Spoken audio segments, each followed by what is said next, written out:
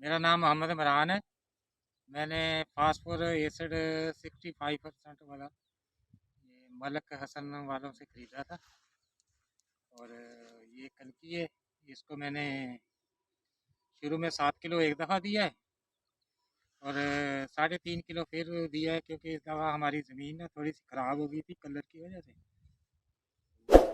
ये 10 साढ़े 10 किलो मैंने दिया है। और उसके बाद मैंने साथ में आधी आधी बोरी यूरिया की दी थी।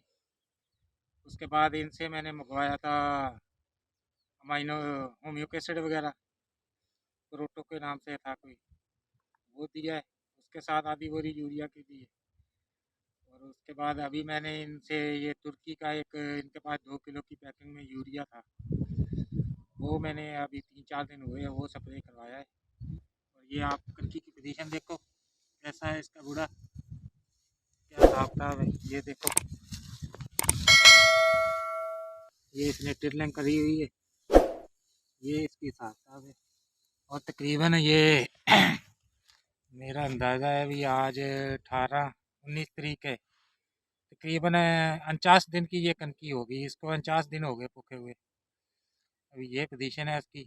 और चारों तरफ मेरे देखो आप, ज़मीन ख़राब है, कलर ही कलर है, कलर के अंदर ये मैंने पोखी हुई है।